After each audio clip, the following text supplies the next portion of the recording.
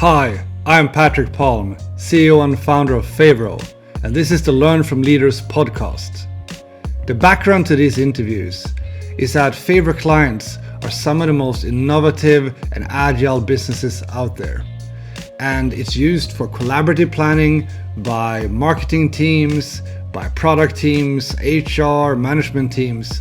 And what this means is that we get to know some truly inspiring people. So what we do in this podcast is that I invite them here for a conversation about something where they are true leaders, so we can all learn from it. Let's go. And now you have been taking the whole mission of helping organizations to be more agile in their whole go-to-market strategy to kind of a next level, with your own business and helping many companies instead. And let's jump into that conversation now. So. I think that's a good starting point. I mean, how did you what is your kind of briefly the background here? And what brought you to all of these things that you're doing today? Wow, it's a long story, but I think there are two cornerstones. The first one is really like early 2000, or I'd say mid 2000, 2005. I read this book that was just published about Google, because I didn't really understand how the heck they could make so much money. It didn't really make sense. This is 2005, and I thought I was pretty much into technology, and I had like many years of sales and marketing background, and I knew my way around. And I read this book and I realized that they didn't play by the same rules. So it's like a completely different type of concept of go-to-market. So that got me totally intrigued around like the technology side, like how technology plays a completely new role in terms of go-to-market. So then I, as a vice president of sales and marketing of a fairly large organization, like 45 people, I started to work with this. Like I started to implement this, because this was like we need to be really good at managing this technology set in using that, leveraging that in go-to-market. And then I just realized that pain in the ass. I mean, the concept of different functions and the way we were organized and the way we worked. And then I read Jeff Sutherland's book Scrum, and that just threw me off. That was like, wow. Shit, I need to get my store. And then I used to be way back. I used to be CEO and chairman for probably like the leading consulting firm implementing like enterprise project management system based on the Microsoft platform. And we were doing like massive project with ABB, telecom operators in Scandinavia. I was in the steering committee in IKEA system, that's the mother organization of IKEA, facilitating building the technology platform they use for rolling up like 100 IKEA around the world. I mean, this was like black belt, Six Sigma, all the classical like project models, project offices, that whole thing. So I was fairly versatile understanding project methodology, and then I realized you got to pretty much throw that out the window and start all over. All right, cool. And I know that you're working on some pretty cool articles right now, right? There was one I saw a draft. You have to help me with the title. It's making your marketing organization agile. Go-to-market framework. I think you will summarize this better. But what is the gist of this paper that you're writing right now? Basically, when I think about this, when I look at an organization, and I please note, I'm not saying a marketing organization. I'm not saying a sales organization. I'm talking more about the go-to-market organization. When we talk about fairly big organization, you have a marketing organization, you have a sales organization, but I think you need to think about it not from those specific functions. So basically, the idea of this article that I published this morning is it uses the quote that actually is behind me, which says that planning plans are useless, but planning is essential. And basically what it says, that all companies have strategies, all companies have goals. You need a tactic. but you need to separate the strategy and your business goals and your tactics from the activities. And that's what I call the go-to-market framework. That is the framework that puts your strategy, your business goals, and your tactics on one level. And then on the abstraction level down, you have the activities, and that's where you're agile. Because a lot of people feel like saying that you're doing agile is just an excuse for not doing plans, and that's like not true. And of course, you mentioned John Doerr's like OKR concept. I mean, it's the basically the same concept of running OKRs, is to have a framework for aligning goals with activities. So I you know, one thing I've seen and discussed quite a bit from the product side is that I remember I was speaker at a product manager conference, and they talked a lot about agile scaling frameworks, and Favreau supports them. So Favreau supports the SAFe framework. John is certified with that. The so-called Spotify model, I would say is maybe more suitable for many organizations, and Favreau is probably the best platform in the world for supporting that. But what I want to get to here is that there we really talk about kind of agile on different levels, team level, product level, program level, so forth. But one of the messages that I was really telling these guys and really got into conversations is that a mistake that I see a lot of organizations do is that they try to optimize by tweaking their processes and their tools. They say their product development organization, another like 10% or maybe 15 or 20%. They want it a little bit more efficient. But the really big big win that you can get in a big organization is typically rather between, for example, the product organization and marketing. We, for example, have a lot of customers that are game developers that they call it live ops. And we're just before we're starting today, we're talking about a little bit of gaming and games like Warzone, etc. And there's so quick cycles. The cycle from we're going to develop these things, and they need to be marketed, and and this is how we communicate with the community. All of these things, there's so short cycles. So it's so much more important to get away from those silos and actually get those two to actually work in tandem. And when that tandem is really on a cadence of a week, a day, or sometimes even faster than that, that's where the really big win in the organization can happen. Has this been a lot of? What is your experiences with this question? Do you find it's well? Firstly, do you agree? Secondly, do you find that this is something a little bit kind of hard to chew for executives in many big organizations, or how? What's your experiences about this conversation? Yeah, I mean, first of all, the way I think about this is that a lot of functions in the organization are thinking about doing things right, and by doing things right, you can do it 15% better.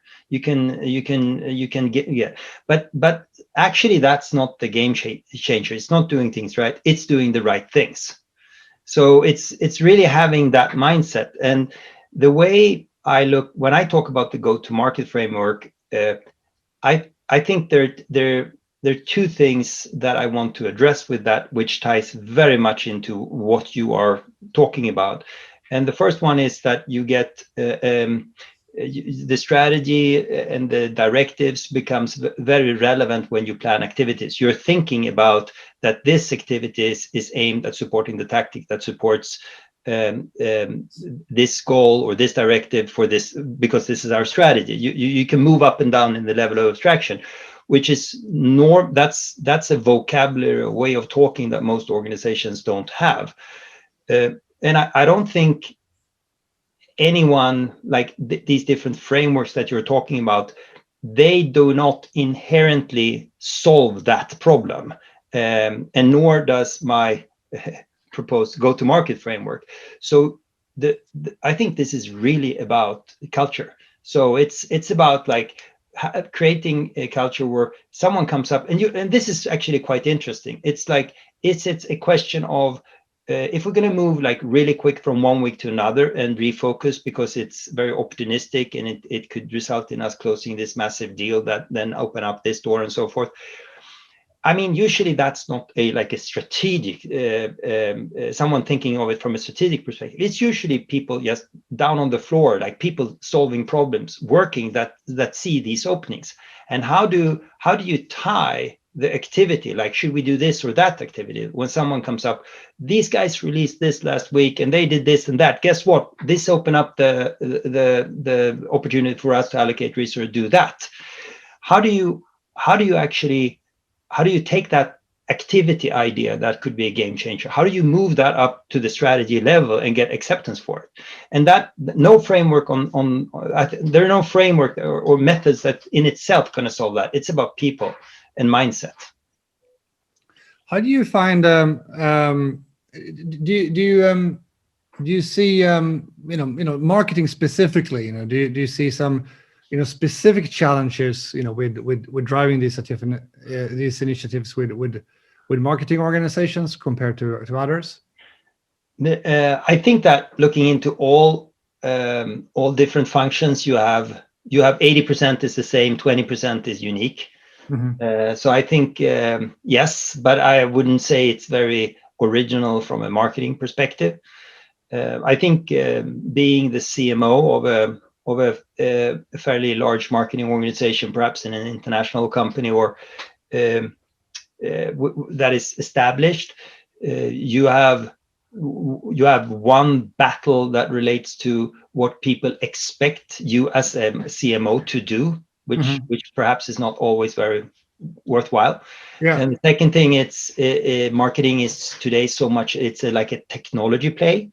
So you need to sort of master that skill set, which, by the way, a lot of your peers in the management team don't expect you to do or care about. Mm-hmm. And finally, the organization, as built up traditionally, doesn't really support the agile mindset. So yes, there are a lot of things to be said around from the marketing function. Mm-hmm. Yeah. Also, of course, ask you the question a little bit about kind of some specific challenges that you have. You've been solving, using Favre. I'm obviously very curious about that.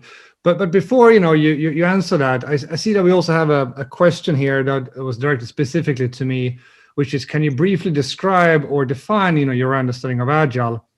This is one of those which is in one way easy to answer, in one way very, very hard.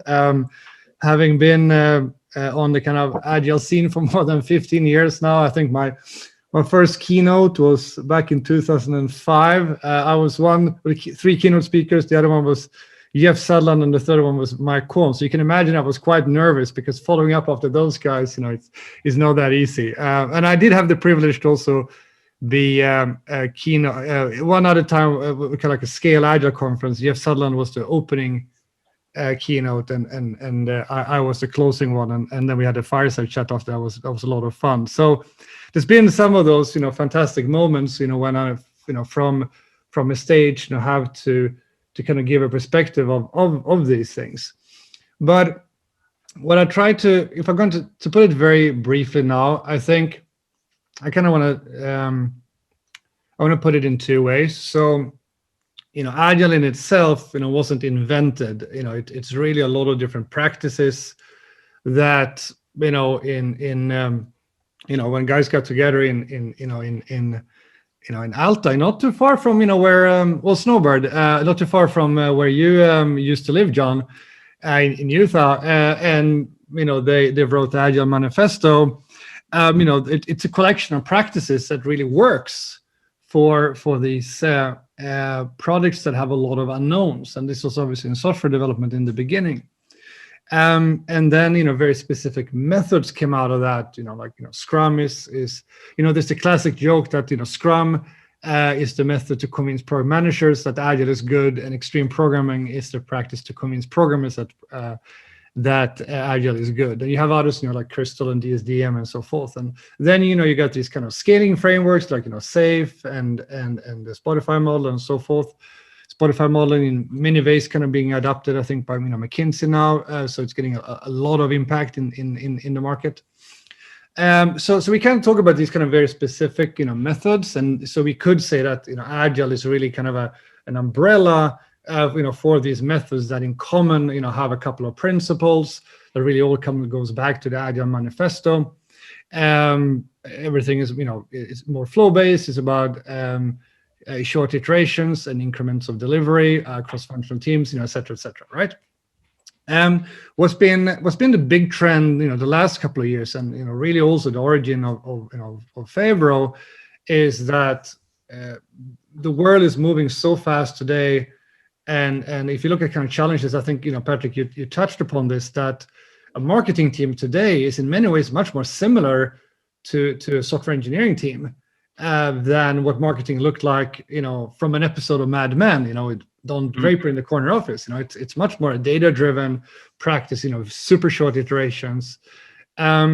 So definitely what's been going on now recently is that it is really the survival of the fittest, that the most adaptable organization is the one that's going to win. So organizations have then started to think, well, this thing that software developers have been doing for a while now to be able to be very adaptable to change. What is how can we use that? So then it's really about kind of being agile, rather than doing agile. So in many ways, this is kind of what we tie into. I'm going to get back down now to you, Patrik, on the answer to my question there on practical things that you saw with Favro, and then we're going to go into some very concrete examples here by John on remote work solutions, with Favro, for example. Yeah, so first of all, looking at different, we started off with Trello, and basically grew out of it and felt that it was too limiting. So we looked at, we saw the need, because the usage of different type of boards were kind of exploding, and there were different type of functions doing different things. So the whole concept of being able to create relationship between them was very essential. So that drove us to Favro, and of course the ease of use was really. And I think I think my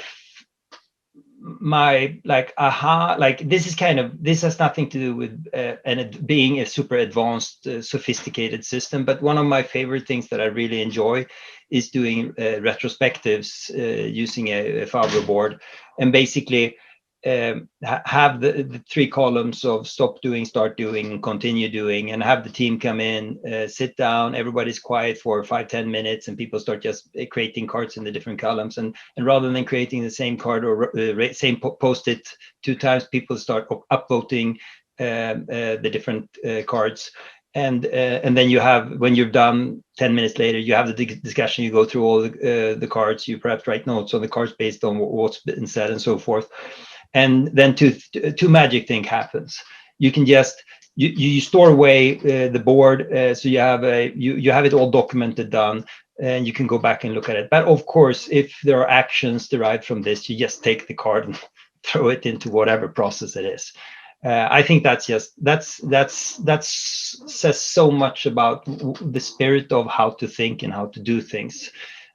So that's sort of my example. Yeah, and I mean also pretty clearly, instead of using 3 tools in that situation, you're really only using one, and there's no integrations or anything. We also had one more of a comment on more on the critical side, that we're already using technology, so what's the point?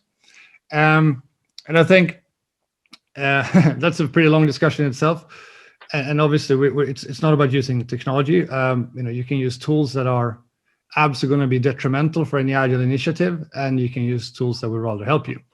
If we're going to talk about the technology side of things, but what I do actually want to like to point out as a kind of a comment to the comment is that when the maturity when it comes to organization-wide agile, and let's talk more about business agility, is actually much lower. For people like us who's been in the industry and worked with this for a very long time, we feel like, well, isn't this all kind of knowns now? doesn't everyone already know all of these practices? What's really new to say?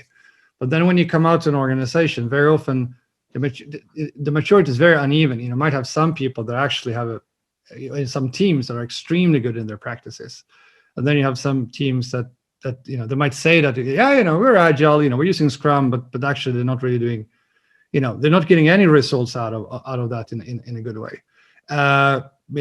It's not like Gartner just started talking about that leaders in IT organizations needs to really think more from a business point of view, and how is technology affecting the organization.